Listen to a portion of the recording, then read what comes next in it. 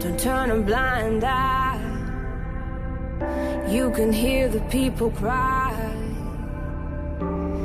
Wake up and be strong, and fight for what is wrong. Welcome everybody to Bold, Conversations About Race, a podcast brought to you by Showing Up for Racial Justice National in collaboration with Small Beans Comedy and produced by White People for Black Lives out in Los Angeles. I'm one of your hosts, Dahlia Ferlito, and I use the pronouns they, them. And I'm your other host. This is Ivette, and I also use pronouns they, them. Welcome, everybody. So we know that a lot has happened since the last time we were able to put out an episode for y'all. We have had uprisings and pandemic and fires and earthquakes and catastrophic climate events. And as organizers, both Ivette and I have just been really busy working on what we can control here in Los Angeles and various types of responses to the repression that we're seeing and policy change and so forth. So let's just say we've had more than enough keeping us busy over these last few months. So we were unable to get out the episodes we wanted to get out to y'all from the UCLA event that we had several months ago. But we wanted to give y'all a heads up about what's coming. So today, we are actually going to be talking about the elections because we know this is on everybody's mind right now. And, 2020 has been a pretty shitty year, and the elections are coming and they're really important. So we're going to be talking about that. And then we have a listener answer your questions episode coming up that will be following after the election one that we put out. And then we will be getting to the last two episodes from our UCLA event that we had several months ago. So be on the lookout for all this good stuff. And remember, we always want to hear from you. So if you have any questions, comments, you can always email us at boldconversationspod@gmail.com. But before we dive in to elections, and we have a lot to say about local elections and the electoral process in general, but before we get into that, we just want to create some space to honor a titan, a legend, a femspiration, Ruth Bader Ginsburg, who passed away last night. I know a lot of us are sitting with that loss, sitting with the implications of that loss for our rights, for our futures, for generations to come. And also remembering just the powerful example of a woman that trailblazed in the legal profession as an advocate for women's rights, for the rights of queer people, brown and black people, who really set an example of what it means to live your values. She was a trailblazer at the ACLU, founding the Women's Rights Project, and worked tirelessly on cases related to gender discrimination. And later she was appointed as the second ever woman Supreme Court Justice and continued that fight for equal representation under the law with her poignant dissents. Most judges, especially those that reach the highest court in our nation, are not Ruth Bader Ginsburg. They're not women that pursue civil rights. She was a rare exception that dedicated her career to uplifting our most marginalized communities and believed that there would not be enough women in the Supreme Court until there was 9.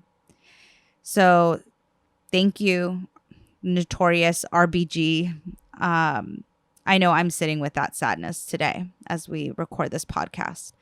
As we think about Ruth Bader Ginsburg's legacy, we are also thinking about our future. So we know that the Republican Party has been stalling another bill that can help provide relief to people who are hurting right now.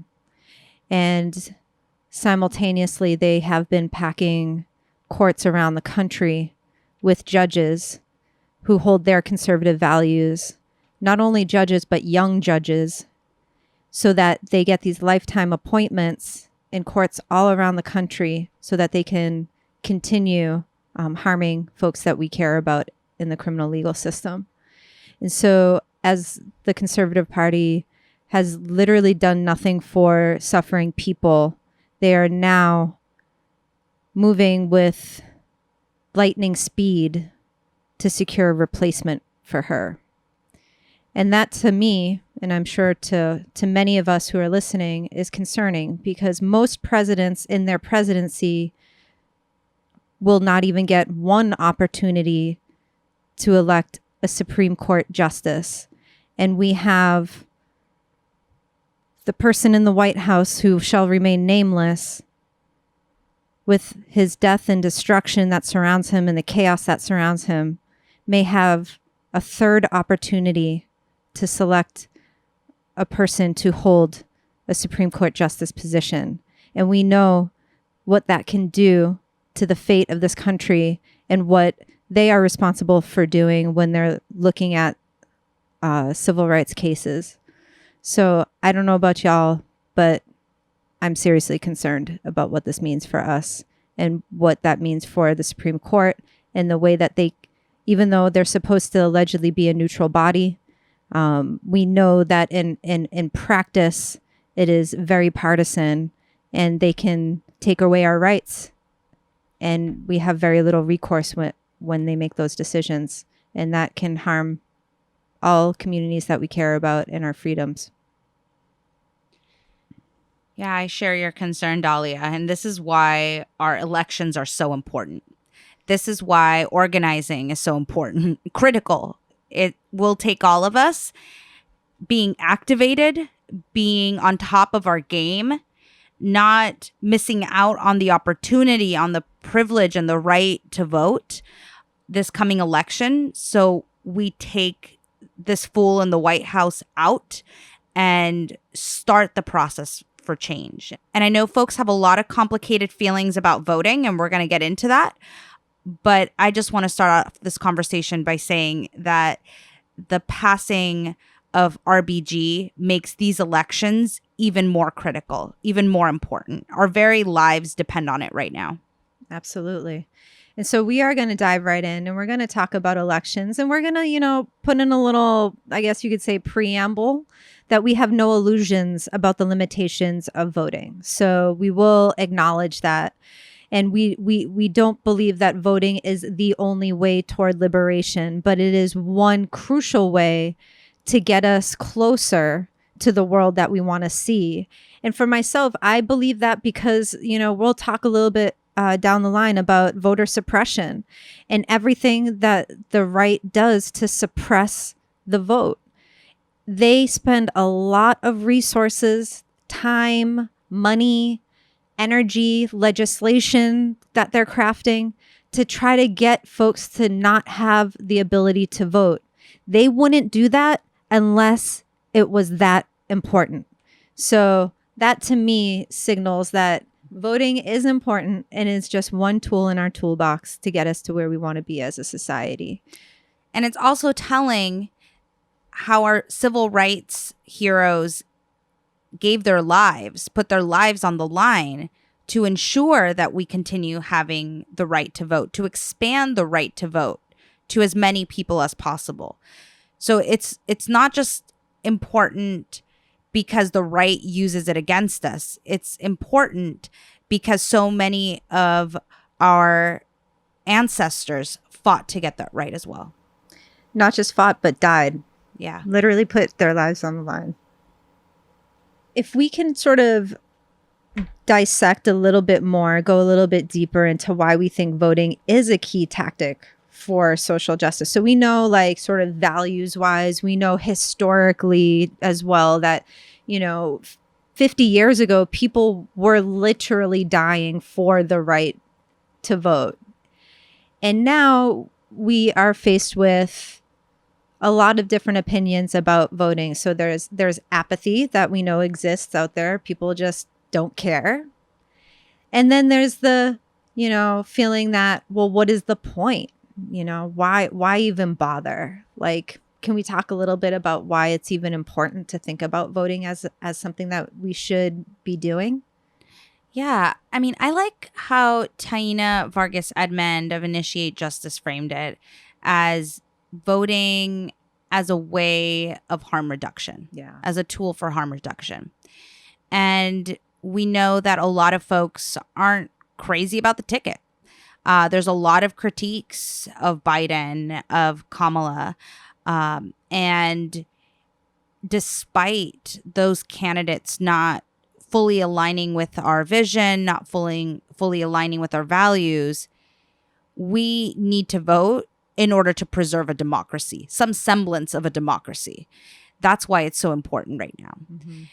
And voting is not just about the presidential election. It's about our local elected officials. Right. So much of our lives is actually determined by our city council, by our board of supervisors, by our representatives at the state legislature. Mm-hmm. So we need to really look down ticket, because here in LA County alone, the board of supervisors controls a $30+ billion budget.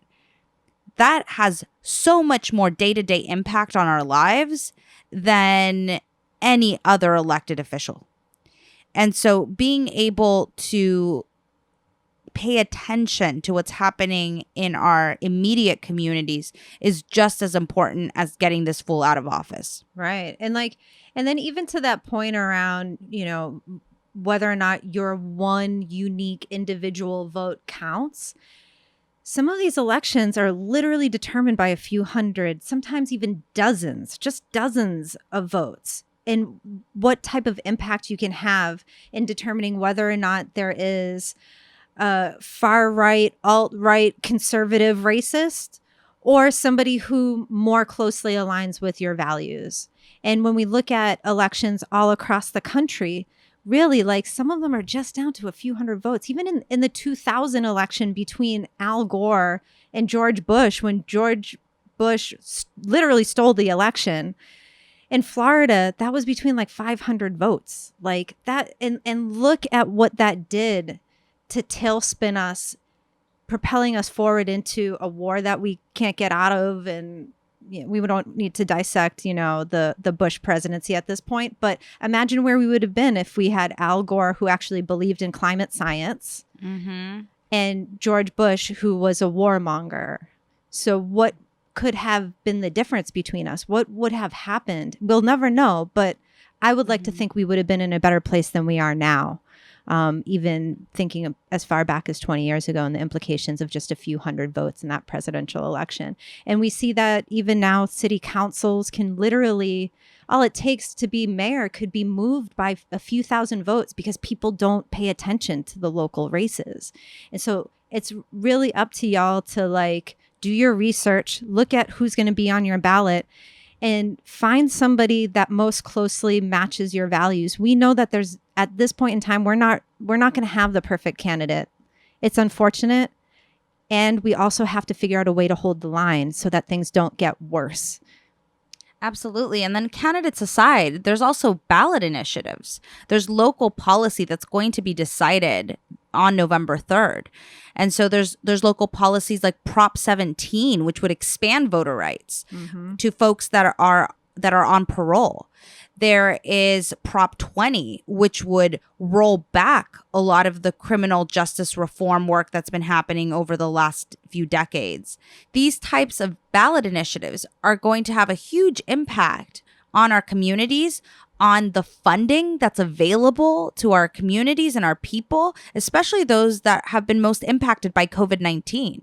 And so we need to be paying attention to these local budgets, to these local ballot initiatives, especially in this critical moment.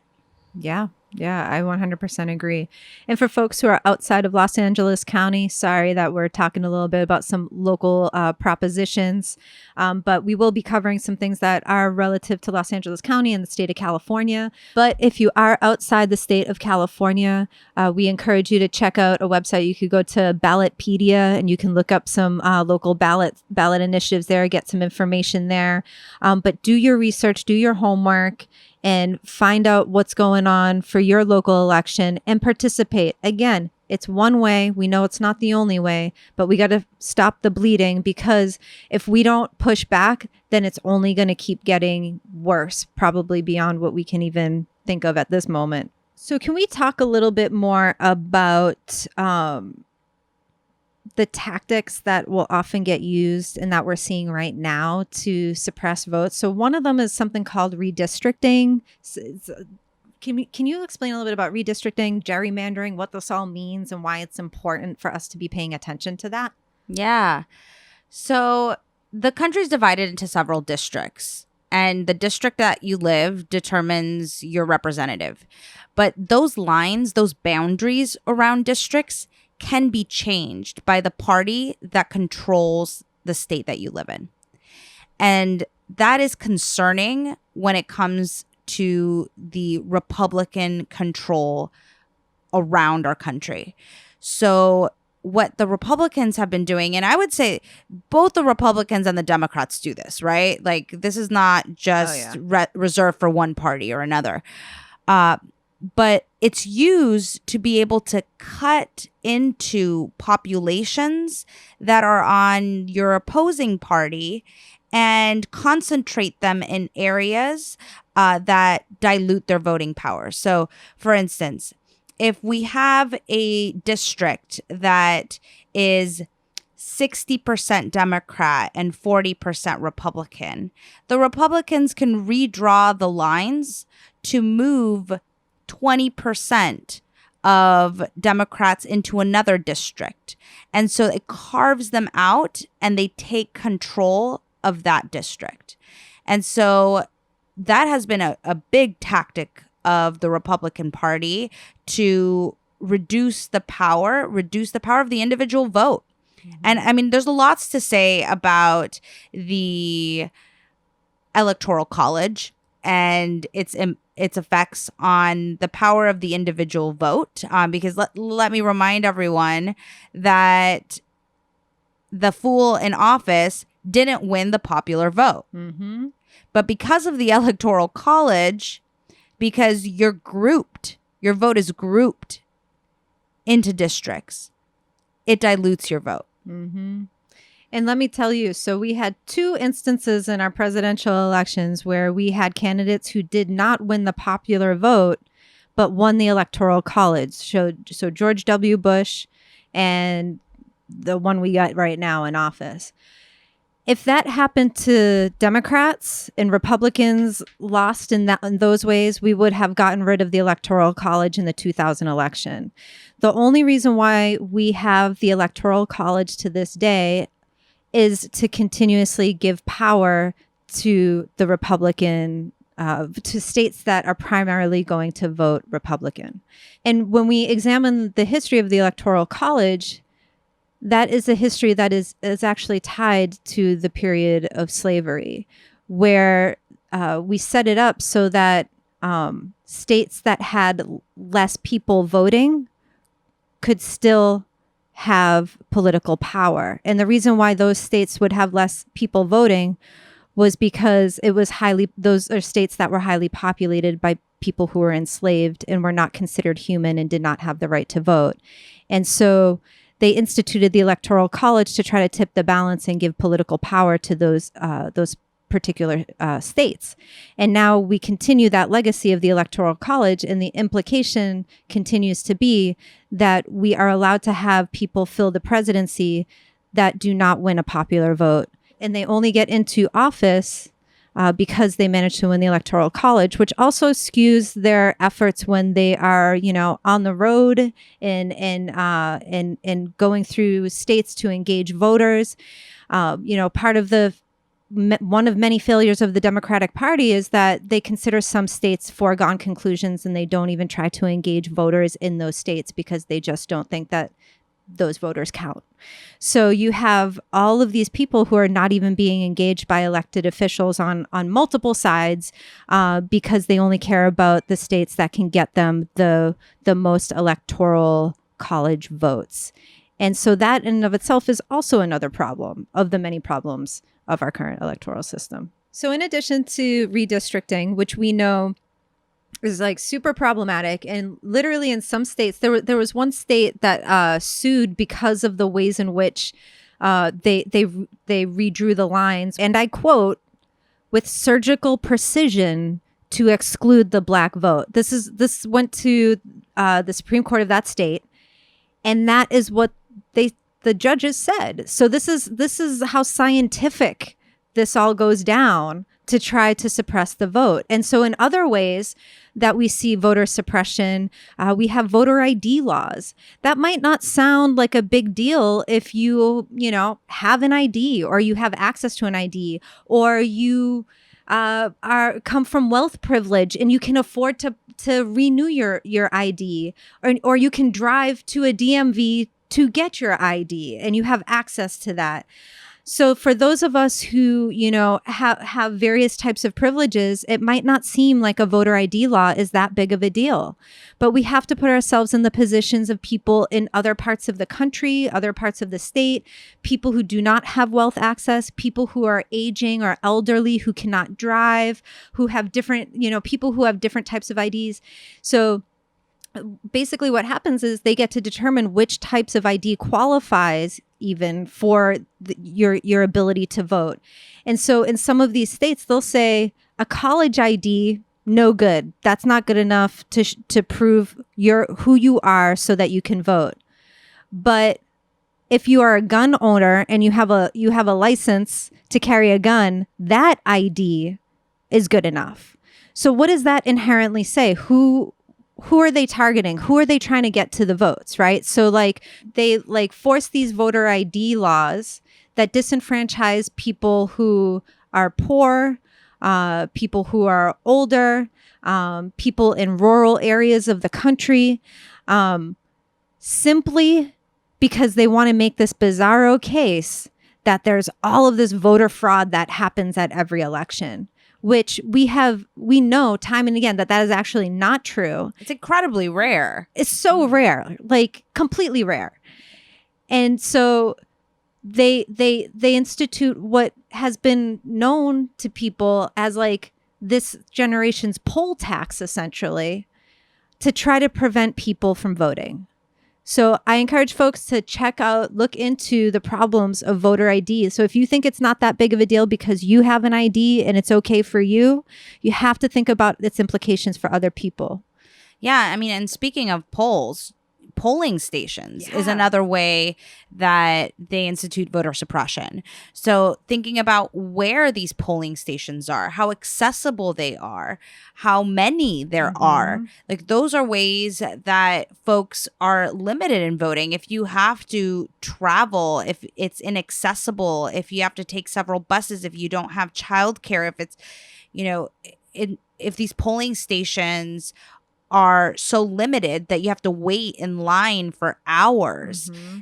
All of that prevents folks from voting. Absolutely. And even recently, in the state of Kentucky, they actually took away most of the polling stations. And just so happens the areas that they not so coincidentally took the polling stations out of were majority Black areas of the state.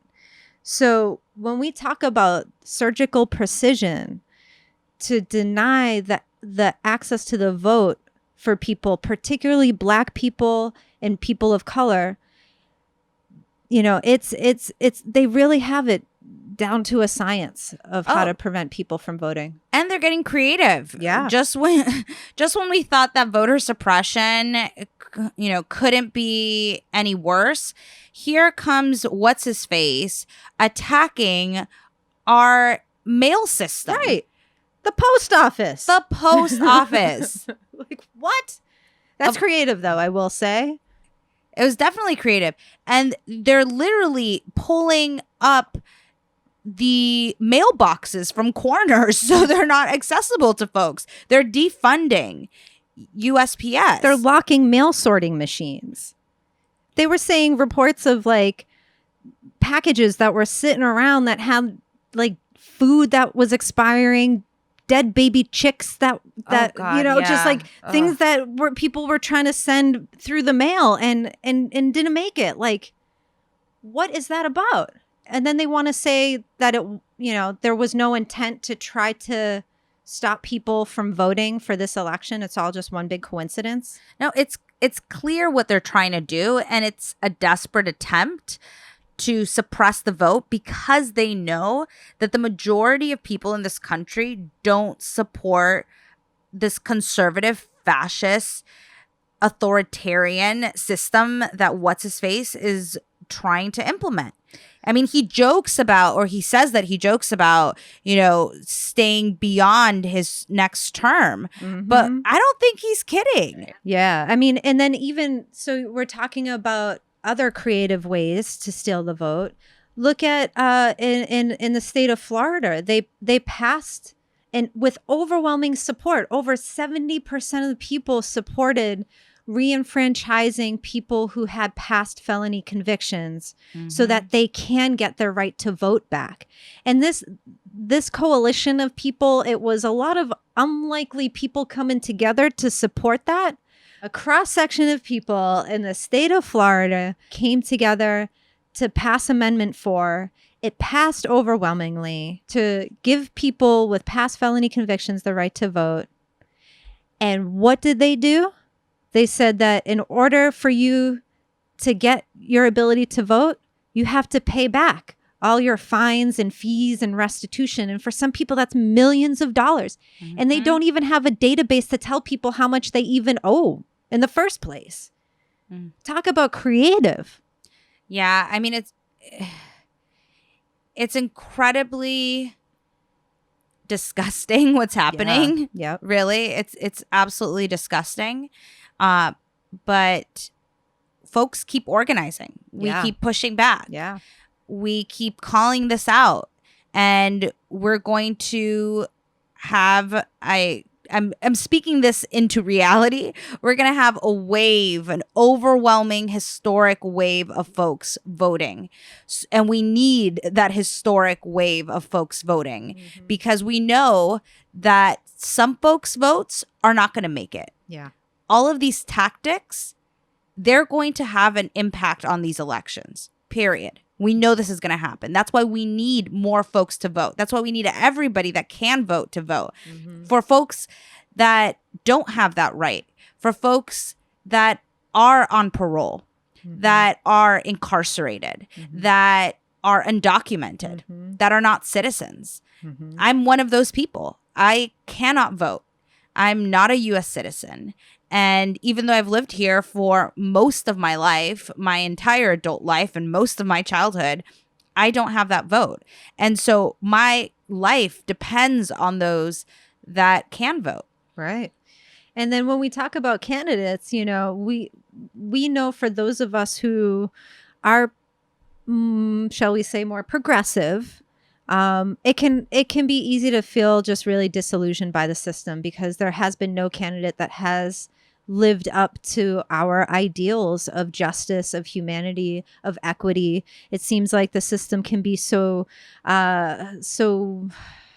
what is even the word? It's like I can't even find the word. It's almost like it just like swallows people up. You get into government and somehow you can become a different person. And we've seen it in local elections. We've seen it in national elections. I mean, it's not even just swallowing people up. Like people say one thing absolutely and believe and do another. Absolutely. Right? I mean, we have our local sheriff. He was allegedly supposed to be progressive. You had progressive groups. You had Democratic parties endorsing him because of the things that he was saying around, quote, criminal justice reform. Right. I mean, Jackie Lacey is another example. Like she, touts these liberal ideals and that she believes in equity in the system and blah, blah, blah. But in practice, she doesn't hold law enforcement accountable. She's pushed to incarcerate more people during the pandemic, no less. And her actions don't match her words and her rhetoric. And so, there are folks that are transformed by the system when they get into office, but there's a lot of folks that just manipulate the fuck out of voters. Oh, can I say fuck? Yeah, why not? Okay. Shit. So there are just a lot of electeds that manipulate the fuck out of voters. And so that's why it's important to understand that it's not just about elections. It's a piece of organizing, because the goal should be to reduce the power of these systems of oppression and not just replace one bad candidate with another, or even one bad candidate with a slightly better candidate. That's not our ultimate goal, right? It's to take power away from these systems. And the sheriff is a good example of that. And, you know, community is calling for his resignation in this moment. He has consistently defied the Board of Supervisors, defied the Inspector General's office. He's under FBI investigation. His sheriff's department has been murdering Black and brown people on the streets of Los Angeles with impunity. And yet he's not being held accountable. And so I get the demand for the sheriff to resign, and he should resign. But there's no guarantee that the next person that takes his place is any better than he is. And so while we're pushing to remove him, we need to be pushing to defund the sheriff's department, to reduce their scope, their power, the number of sheriffs that are on the street. These need to be demands that go hand in hand. Absolutely. And so when we think about elections generally and the vote generally, like, to me, it's sort of about, like, what are the conditions in which we want to continue to fight as organizers? And there are some conditions that allow us the ability to make more moves than others, right? So even in the last 4 years that we have been surviving this presidential catastrophe, you know, that meant for us as organizers, we knew we weren't going to be able to move much on the federal level, just like full stop. Okay, so that's the condition in which we are organizing versus a different candidate in which we would be able to push, and we think that we might be able to strategically move things at the federal level, right? So for me, like, I think about when we were talking about this, like, piece around harm reduction, like, we need to right now kind of just, like, stop the bleeding, because another 4 years of this presidency, I don't know how much we'll be able to survive, to be realistic, like what this is going to look like versus having a different candidate. And by, you know, no means am I trying to suggest that the current Democratic ticket is going to be our way to liberation. Absolutely, like, is not anything that I would be espousing or is aligned with my values. It's just about, will this offer us better political conditions to continue the fights that we are trying to achieve? So we had a listener question, which was, I don't like Kamala or Biden as candidates. How do you reconcile voting for people you don't particularly support? The cognitive dissonance is a big challenge for me in this election. And whoever sent that, I feel you. I feel you. Yeah, I mean, I think this question really speaks to everything we've been talking about so far, that this is about harm reduction. This is about stopping the bleeding. It's not about putting all of our eggs in the Biden-Harris basket. That's not going to be what transforms our country. It's not just about those elections. It's about the organizing work that we do on the ground locally and federally together to dismantle these systems, to take power away from harmful systems and put that money, the power, the decision making into the hands of our community members and ensure that the folks that are most impacted by the system are the ones that we center in this moment. Because a lot of us, we may still have our jobs. Like, most folks that are middle class, upper class, probably still have employment and a home and food on the table. But we're talking about our working class siblings. We're talking about folks that are delivering our groceries while we sit at home able to work from home.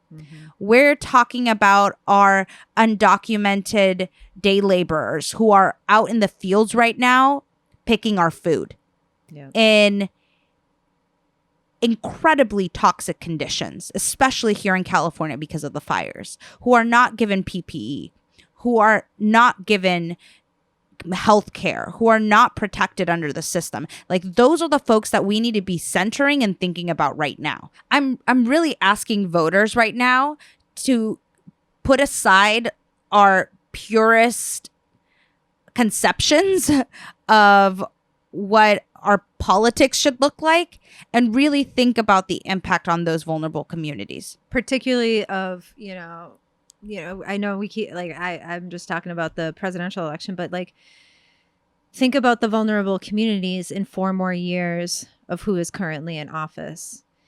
And is that going to give us the political conditions to be able to push for the demands that we want to see, for the change that we want to see? Or is it only going to exacerbate, make worse, continue a pandemic, continue, down the road of civil rights violations in even more egregious ways than there were with other presidents? And it's not saying that, these civil rights violations and the repression and all of that and didn't exist before Trump presidency. And we know that it doesn't matter whether you're a Democrat or a Republican. We know that there's sometimes not really much of a difference between these two major parties, but we know that 4 more years of what we have in the current office is not good for our survival. Democracy depends on it right now. Mm-hmm. That is how critical it is. It's not just about whether we have a Republican or a Democrat in office. This is about whether or not we have some semblance of a democracy in 4 years. Right. And the other piece too is like, assuming, hoping, whatever, that at the very least, the lesser of two evils wins, in terms of the Democratic Party. What we do have to make sure, particularly for folks who may have just like kind of come into their own in terms of activism and organizing, maybe in these past few months or the past year, that you don't just go back home and say, okay, we got our guy. We're safe now. A Democrat is in office. We're good. We're normal. We'll get back to how things used to be, because that is the problem. That is how we continue to get ourselves into a problem with never actually making progress, is people being comfortable because they don't feel a particular threat or impact to their daily lives or their well-being. And so, we have to think about the long game here and what it is that we really want to see for all of us to thrive. And until we actually get there, it doesn't matter whether it's a Democrat or it doesn't matter whether it's a Republican. It doesn't matter who's in any of the offices. We have to stay vocal. We have to stay in the streets. We have to stay organized. We have to stay active. And we have to be part of a large multiracial coalition building of literally millions and millions of people across this country to push this country in the direction toward liberation, toward justice, and toward equity, until we all have what we need to thrive and not just some of us. Yeah. And the thing is, democracy needs everybody. And it's not just at the voting booth, it's day to day. Mm-hmm. And if you have been observing the uprising, if you've been observing the need for social change and political change, and you feel like, well, I don't know enough, I'm a little intimidated by this, that's okay. And I love the way that you really call folks into that work, Dahlia, that folks can come wherever they're at, however they're at. There's infrastructure available to guide you along the way.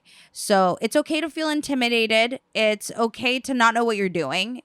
You'll figure it out, right? You'll connect with folks that do know what they're doing, and you'll learn your place in the work. You'll use your skills to be able to push things forward. All of us have skills. All of us have critical skills that can make the transformation of our communities and of this country a possibility. But you need to get activated. Absolutely. Beyond November 3rd. Yep. And that activation is really about, staying organized so that we can hold our elected officials accountable. We know that there are some diehard Kamala and Biden fans out there, and, if your people get into office, you can't just, on November 4th, just say, cool, like life is good now. Like, it's really about holding our elected officials accountable to the things that they say, to the things that they don't say, the things that we need them to say, and then the things that we need them to do. And so we need to consistently keep that pressure on. And this is really like about a lifetime commitment to social justice, and not just coming out once every 4 years to vote and say, okay, I've done my civic duty. Like, your civic duty is like literally a commitment to justice every single day. So we talked a lot about voting, the importance of voting not being the end all be all of the only thing that we do to stay active and engaged. We talked about voter suppression. We talked about, the various tactics that we see out in the world to try to stop people from having the ability to vote. We talked a little bit about the history of voting. We talked about the Electoral College. So we've been talking about a lot of stuff this episode. So we hope that you're like hanging out with us, staying on track as Ivette and I kind of co-banter about our feelings around the elections. And, it is what it is, people. There's limitations, and it's imperfect, and it's just, we can't say it enough. It's one of the many, many things that we need to keep on doing to keep the pressure on. And so part of that we're going to get into right now is talking a little bit about some California specific propositions that are really important when we're talking about holding the line, when we're talking about harm reduction, when we're talking about, our ability to hopefully, make some change in the material conditions of people, particularly who are impacted by incarceration. We have what we can affectionately term as one of our members talked about, a justice ballot going on right now in Los Angeles County and in the larger state of California. And so I'm going to talk a little bit here with Ivette, who is, shall we say, a policy wonk. We'll give that to you. So I'm going to like move a little bit into like, I'm going to interview Ivette about things that Ivette knows about. And so we're going to begin with what Ivette mentioned before on Proposition 17. Is there anything you wanted to just like offer the audience about Proposition 17 that, you didn't talk about before? I mean, just for some context about how important Prop 17 is, it would re-enfranchise over 50,000 Californians who 50,000 who had previously been denied the right to vote. So it will allow them the opportunity to participate in our democracy when they come home from being incarcerated. So this is important for a variety of reasons. I mean, there's the basic principle of allowing folks to participate in democracy. It strengthens our democracy when we have a diversity of voices, especially those that are the most impacted by our systems of oppression. But additionally, it allows for folks to reintegrate back into our community. So one of the reasons that a lot of folks have a really hard time disentangling themselves from the carceral system is because when they return home, there's so many obstacles to connecting to your community, to integrating back into your community, to accessing housing, accessing jobs. And when we allow for folks to participate in the democratic process, to feel like they have a stake in our electoral process, it helps them feel connected to our communities. It helps integrate them back. And that strengthens our ability to keep folks out of the system, period. And so Prop 17 is just one piece of that. And when formerly incarcerated folks are able to vote on really important, critical decisions in our state, it can open up space to be able to create more services, more housing, more access to jobs, and makes all of us safer. So it's definitely a yes on Prop 17 if you're in California. Help 50,000 folks get the right to vote. It's going to make us stronger. It's going to make our communities better. Yeah, and if you all who've been with us in this bold podcast journey recall a few episodes ago when we interviewed Taina Edmund Vargas and Ivette, and we talked about that episode was on mass incarceration, and we got into voter restoration. And at that point, there was something called ACA 6 that we were looking at to try to restore voting rights there. And we referenced something called Democracy Needs Everyone. It was a report that Initiate Justice led. And so I encourage y'all to check out that report and follow up and get some more knowledge about the importance of reinstating voting rights to people who have been who are currently informally incarcerated. And so we will link to that at the end just in case you need it again.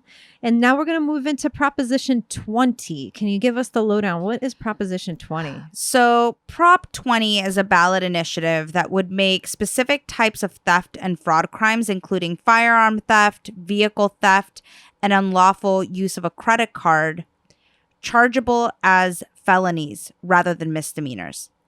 So the ballot initiative would also establish 2 additional types of crimes in state code: serial crime and organized retail crime, and charge them as wobblers. So these are crimes chargeable as misdemeanors or felonies. So it puts more power in the hands of the district attorney to charge up people. And it also requires folks to submit DNA samples. So it's empowering the system to expand their surveillance of folks. It expands the net of the carceral system, and it rolls back a lot of the really great reforms like Prop 47, Prop 57 that we've passed here in California. So it's a really, really harmful bill. It's backed by law enforcement unions. It's backed by tough on crime policymakers. It does not align with our values, and it's costly. It's going to cost California millions of dollars to implement, and then millions more in expanding our jail and prison systems to hold those folks that would be charged with all of these additional crimes. Proponents of this proposition are arguing, well, we need to be expanding our criminal justice, I would say criminal injustice system, because, crime is rampant and we need public safety. But in fact, crime is at all-time lows. In fact, here in LA, we haven't seen such low crime levels in decades. And so there's a very clear disconnect in terms of the facts and what's actually happening on the ground and this tough on crime rhetoric that is pushing bad propositions like Prop 20. Mm-hmm. So a couple things. You mentioned something called a wobbler. And so just for folks out there, just to kind of clarify what Ivette was saying, was it gives the district attorney a choice. So on the same crime, the district attorney can determine, am I going to charge this person with a felony or am I going to charge this person with a misdemeanor? The outcome of that, if you think about it, who's going to get charged with what, right? So does that mean, and likely it will, that Black folks, Indigenous folks, and people of color are going to be getting the felony charge on a crime that if a white person committed it, they would likely be walking away with a misdemeanor. And we see evidence of that all across the criminal and justice system. This isn't just, something related to this particular proposition, but this is something where there's a lot of alleged crimes that can be determined at the whim of the district attorney and how much they want to charge a person for a felony or if they want to charge a person with a misdemeanor, and then thereby increasing their consequences, in particular jail time and so forth that comes with felony convictions. Yeah. And I mean, the legislator that was pushing this bill is a Democrat. And I think this is really highlighting the fact that Democrats are not on our side. Absolutely. They have often spearheaded tough on crime policies. We saw this in the 90s. Mm-hmm. We saw this with the Clinton administration. And Biden followed suit. So we need to acknowledge that for sure. Yeah. Mm-hmm. I mean, Kamala is a former district attorney. Absolutely. And she caused a lot of harm in her various positions. And so we need to hold folks accountable for what they do, right? Putting them in office is going to be better than this fool. And so, we have to be holding those two things, right? Like, the Democratic Party is not going to save us. We're going to save us. But in the interim, we need to get this fool out of office. We need to get harmful policies like Prop 20 out of our system. We need to make sure that they don't pass in November, because it's going to be incredibly detrimental to the communities that are already suffering right now. Mm-hmm. And to, the inroads that have been made in the state of California. So Ivette, talked about two different propositions that help to divert people with mental health issues and substance abuse issues into care instead of into lockup facilities, right? Like, it was a way to look more holistically at communities and instead of just getting people jail time, offering options, right? Offering different options.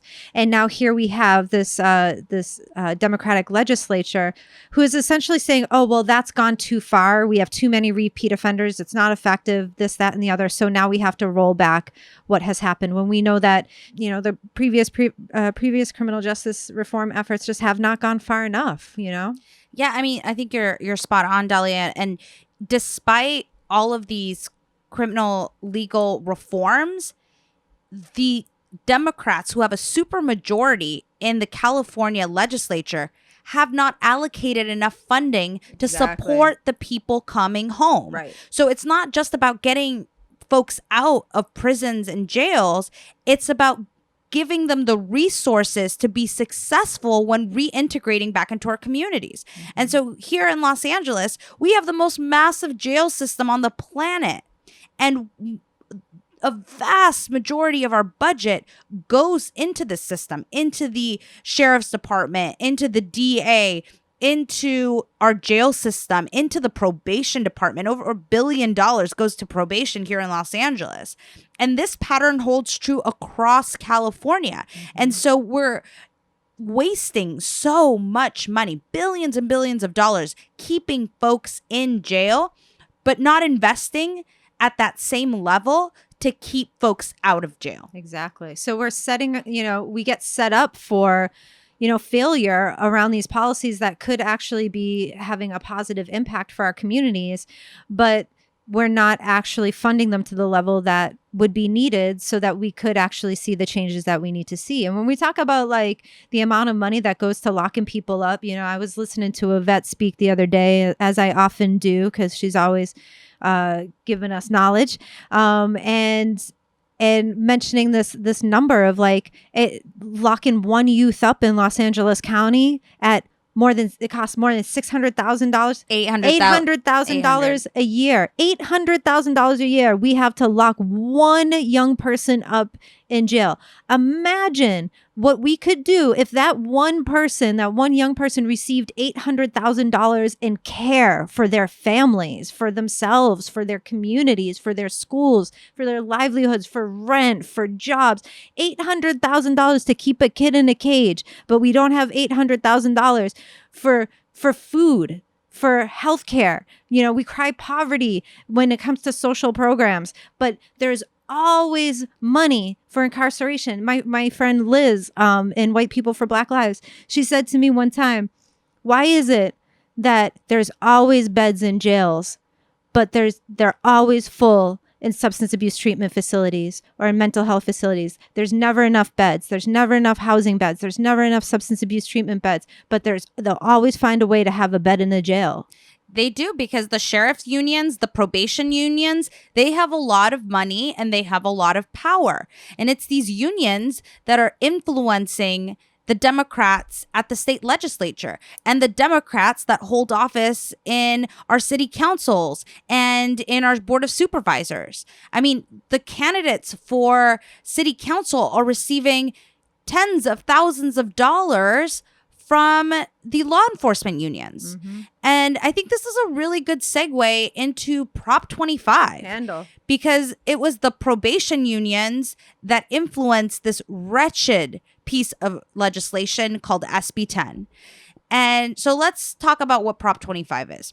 So it's a California ballot initiative that would uphold a 2018 piece of legislation called SB 10. So what does SB 10 do? It essentially ends the use of money bail in California, which is great. Yay. Money bail sucks. It's exploitative. It mostly impacts Black and brown women who pay over 80% of money bail. However, this is a wolf in sheep's clothing policy.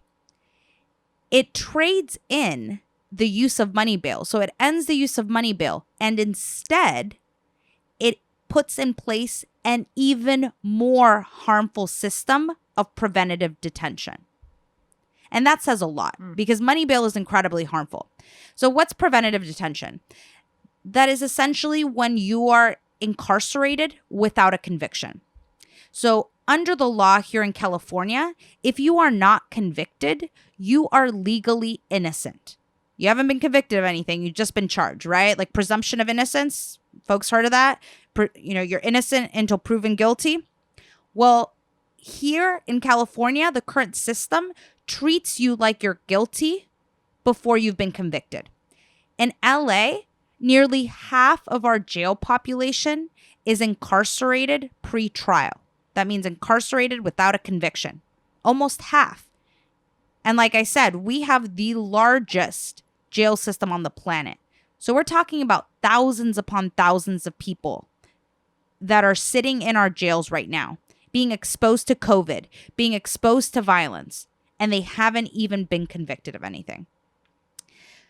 So what is this even more harmful system that SB 10 puts in place? So what it does is it mandates the use of what are called algorithmic-based risk assessment instruments or risk assessment tools. So these algorithms take discrete facts about an individual, like your age, your prior arrest record, and even your zip code, to assign you a risk score, much like a credit score. But it doesn't take into account your individual circumstances or the facts of your case. What it does is it creates a profile on you based on those data points, and it compares it to people with your similar profile. So folks of the similar age, folks with a similar arrest record, folks from a similar zip code. And these data points are proxies for race, because who lives in particular zip codes? If you're talking about South LA, we're talking about Black and brown communities. We're talking about poorer communities. If you're living in a zip code, let's say in Brentwood, we're talking about wealthier folks. We're talking about whiter folks. And young people stand the most to lose because age is the number one factor that increases your risk. So the younger you are, the higher your risk score. That's just one problem with SB 10. So it's a racial profiling tool system. They use racial profiling to determine whether you're free or whether you're incarcerated. The second problem is that it gives millions and millions of dollars to probation departments. So the language in the bill narrowly defined what agencies can receive pretrial service funding. So pretrial services are all the services that are available to you before you're convicted to help get you to court. So that can look like, in some states, text message reminders. It can look like drug treatment. But all the money that's going to pretrial services in the state has to go through the probation department. And why is that a problem? Well, probation is another arm of law enforcement by state statute and in practice. They're law enforcement agents. They're cops, right? They're cops by another name. They supervise folks. They can recommend that someone's incarcerated. They can pop into your home without a notice. These folks are going to expand their power. The probation departments and the probation unions will have many, many, many more officers supervising and surveilling our communities. So if you're down to defund the police, if you've been at actions and rallies demanding that your local officials, your local governments move money out of the hands of law enforcement, you can't get down with SB 10. It expands the power of law enforcement. It expands the power of these unions that are pushing bad policy at our state level. And then the third problem with SB 10 is that it expands judicial discretion. So what's judicial discretion? That's the power of judges to decide whether someone is incarcerated. And we're talking about folks without a conviction. Let me remind folks again. Innocent folks that haven't been convicted. It expands the power of judges to detain folks preventatively. So even if the risk score says, hey, this person's a low risk, a judge can toss out that risk score and say, you know what, I'm going to hold them anyway. And this is what we saw in Kentucky, where this similar model was utilized to decide whether folks will be released or detained. Judges disproportionately held Black defendants while releasing white and wealthier defendants with similar risk scores. Damn. And so allowing judges to have unfettered power is going to increase the number of folks inside of our jail system. It's not going to decrease them.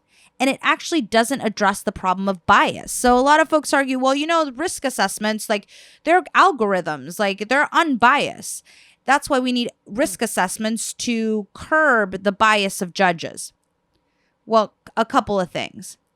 If the data that these risk assessment scores use are already biased, because let's remember, certain zip codes, certain communities are policed at higher rates than others. So certain community members are going to have a different arrest record than others. So this data is already not unbiased. And then you couple that with a system that gives judges the power to throw out these risk scores or not. You're not doing anything to curb bias. And then additionally, local judges are going to be able to manipulate these risk scores. So let's just say the risk score is on a scale of 1 to 5. A judge can say, well, we're going to say that a risk score of 4 and 5 is a high risk, a 2 and a 3 is a middle risk, and a 1 is a low risk. Or they can say, you know what? 2 to 5 is a high risk, and 1 is a low risk. They can manipulate these scales however they see fit. And one of our colleagues, John Raifling from Human Rights Watch, calls these tools inventory tools. Oh, damn. Yeah. They're a way for the system to fill up jails if they're too empty. And it's a way for the system to have more unfettered power to bring more folks into the system. So this is a really scary bill, in my opinion. It's got a lot of folks fooled. A lot of folks, want to support progressive policies. A lot of folks want to end the use of money bail, which is incredibly harmful. But they're not looking at the details in this bill that actually expands the use of pretrial incarceration. So you give a layout of SB 10. And what's the difference between SB 10 and Prop 25? Yeah, okay. Good question. So Prop 25 will either uphold SB 10. So it was passed in the state legislature, but then it was challenged through a ballot initiative. So if folks vote yes on Prop 25, that means that SB 10 will be implemented. If folks vote no on Prop 25, that means SB 10 will be stopped. And so Justice LA, the coalition that I'm a part of, Dignity and Power Now, the organization that I work for, along with Human Rights Watch, Silicon Valley Debug, SC Justice Group, La Defensa, and many other grassroots organizations, we are in opposition to Prop 25. We say vote no on Prop 25 because we want a better system. We want a system that actually doesn't expand the power of law enforcement, doesn't expand the power of judges, and expands the power of our legal system to incarcerate more people. We want to end money bail, but ending money bail is just one piece of a larger goal to stop the use of pretrial detention. Mm-hmm. All right. Well, thank you for breaking that down because it's a little bit complicated when we get into all of that. And also, so folks know, these risk assessment instruments, this is not just a California state thing. Like, this is across the country. Different localities are experimenting with the replacement of bail with risk assessment instruments, or just using, my understanding is just using risk assessment instruments in different ways. Am I correct? Yeah, absolutely. This has been used. These risk assessments are not new. They've been used for decades. And it's some Minority Report shit. Hell yeah. It's using technology, using algorithms to classify folks into groups of, risky, deviant folks versus those that deserve the right to be free. Right. And, when we look at, and we're not going to get into it today, but the history of policing and the use of technology and surveillance. And in a couple episodes, we're going to have a conversation that you'll hear with us and Stop LAPD Spying Coalition's Executive Director, Hamid Khan, who talks a lot about the use of different types of technologies to infringe on the rights of everyday people. And it's almost like, trying to replace, human being law enforcement officers with these sort of data tools to do something that they actually call predictive policing, right? Trying to predict crime, quote unquote, before it happens, right? And that's what one of these types of risk assessment tools operate under this guise of like trying to keep us safe. But really what it does is it just creates the surveillance state and this anticipation that if you look a certain way, if you act a certain way, if you live in a certain area, you are inherently going to be more criminal. And so what we need to do is push back against both that narrative as well as this type of technology that is being used by police departments across the country to try to say, hey, if you live here or you look this way, then we're going to, 3 steps down the road, you're going to be committing a crime. So we're going to try to stop it now, right?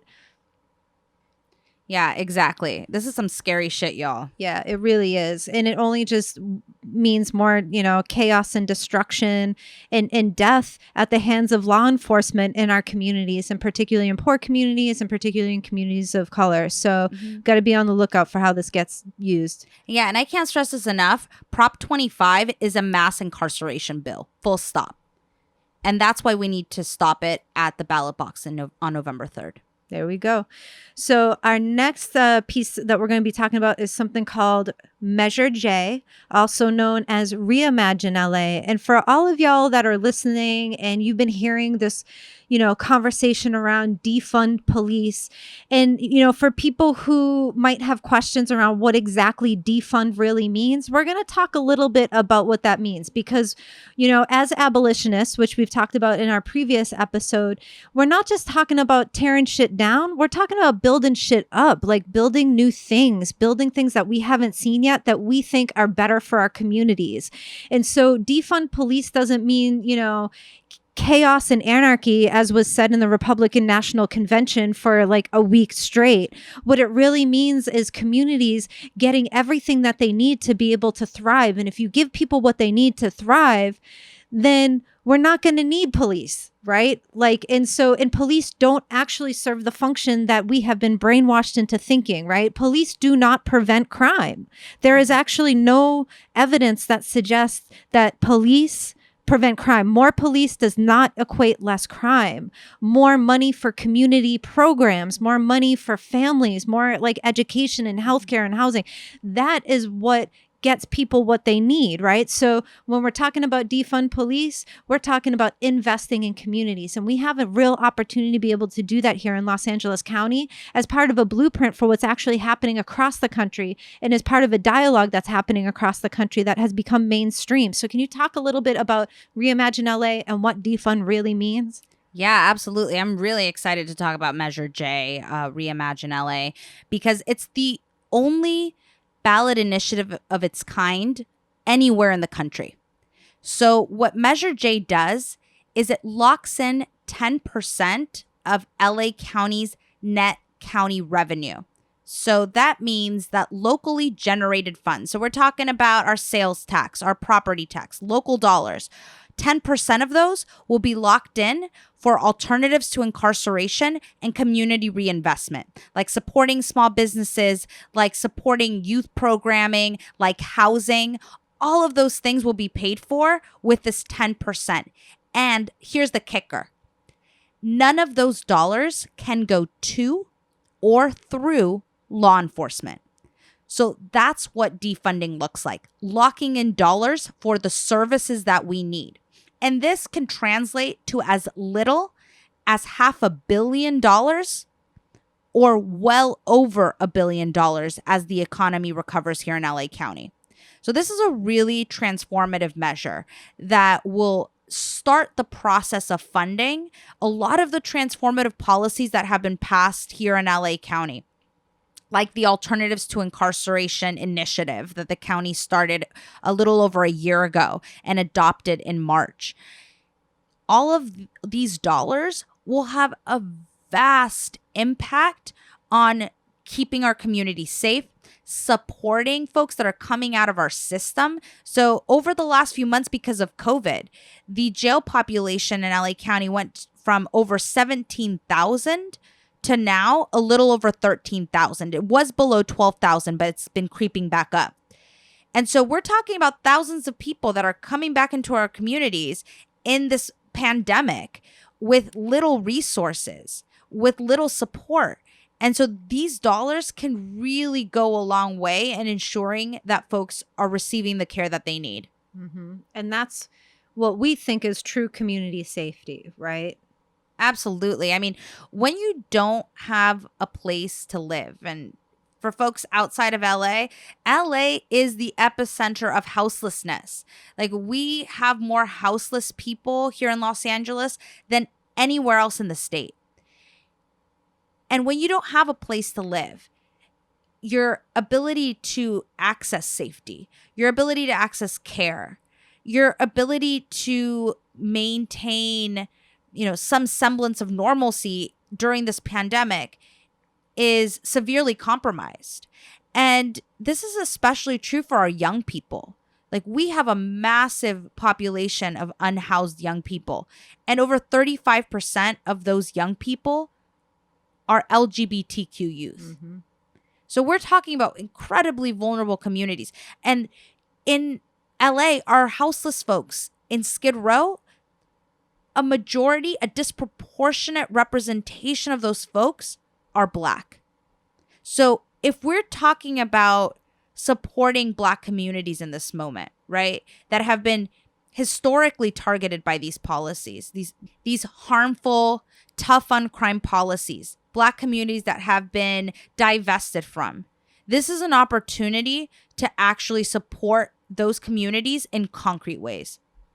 It's great. So yes, on Measure J, and y'all will link to the website for Reimagine LA. And if you're not living in Los Angeles, you got to check this out so that you can begin your advocacy efforts to get something like this moving in your area. It's going to take all of us, and it's really about creating the culture shift that we see around what public safety really is. And we know politicians will say public safety equals law enforcement. We know a lot of, well-meaning liberal folks will say, All we need to do is give more money to law enforcement so that they can get trained better, have the better equipment that they need, get that anti-bias training in, get the body cameras in, and we'll have a kinder and a gentler police force. What we do know, what the actual evidence says, is that all the training in the world does not make them less racist or less deadly. Cameras do not make them less racist or less deadly. So we know that the only thing that will get us to where we need to be in terms of how we feel safe in our communities is by giving funding to our communities to thrive. And you'll see the different opportunities that Reimagine LA is thinking about as to where the funding can go in terms of youth programs, in terms of supporting Black-owned businesses, and so forth. So that is true investment in our communities. And investment in our communities does not come in the form of more cop cars and more police with guns, because we know that, what really comes after that is police violence. And we don't need that in our communities. We don't need that in our schools. We need healthy and thriving communities. Now we're going to move on to the last part of our election talk, which is about the district attorney. So earlier in our conversation, you heard Ivette mention somebody by the name of Jackie Lacey. So for those of you who are not living in Los Angeles County, or if you are living in Los Angeles County and you haven't been paying attention to the district attorney, Jackie Lacey is your district attorney. And so she has been in office for, at this point, since 2012. And, in her tenure, she has touted herself as, at different points, as a sort of law and order proponent. And now as she's running again, she's taking a softer stance and looking at, criminal justice reform efforts and investing in treatment for mental health and so forth, which we call bullshit on. But all that to say, in her tenure, there has been over 618 people killed by law enforcement in Los Angeles County. And she has not done anything to hold accountable the officers who have done that killing. And so there have been people gathering in front of her office for more than 3 years now that was led by families of police brutality victims in Los Angeles County in conjunction with the Los Angeles chapter of Black Lives Matter and White People for Black Lives and other groups who have been holding space there to protest her directly every week. And, to be quite honest, wherever she goes, to let her know that she needs to do better and trying to hold her accountable for her failure to protect the lives of people in the county and to really only support the stance of law enforcement. So you all might remember from our first episode, we interviewed Dr. Melina Abdullah, who is a lead organizer with the Los Angeles chapter of Black Lives Matter. And we talked about Jackie Lacey. We also had a report from the field at one of our actions there. And so I encourage y'all to check out that very first episode, and you'll get all the lowdown on how terrible Jackie Lacey is for the people of Los Angeles County. And Ivette, can you talk a little bit just generally about the district attorney's office and what the district attorney does and like how they sort of impact the criminal legal system? The district attorney's office is the gatekeeper of incarceration. They decide what charges they're going to pursue.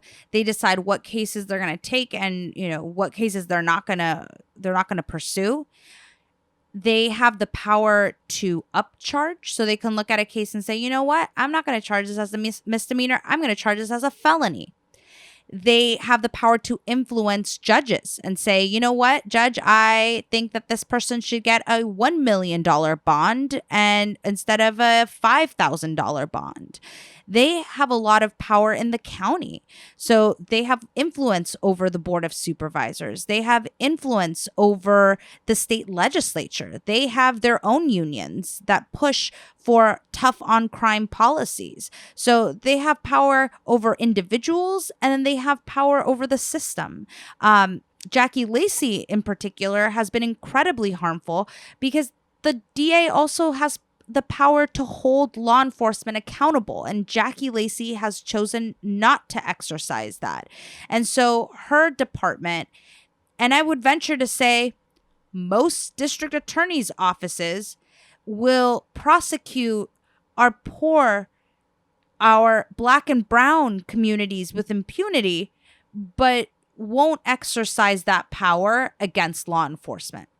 So all that to say is she's up for election November 3rd. So if you're in Los Angeles County, vote no on Jackie Lacey. And you can also check out more information about Jackie Lacey by going to JackieLaceyMustGo.com. And we'll be linking to another site called Meet Your DA. And you can actually look up information about your local DA. So if you're not in Los Angeles County, you can find out information about your district attorney on that website. So we'll be sure to link to that as well. So with that being said, we have come to a close in this episode. We thank you for coming with us on this journey as we explored, the elections, the state of the world. Rest in power, Ruth Bader Ginsburg. And we know that, we're in this together. And we hope that by the time that this episode makes it to y'all, that we get some good news. Yeah. And just to recap, it's yes on 17. If you're in California, yes on 17. No on Prop 20. No on Prop 25. And if you're in LA, yes on Measure J.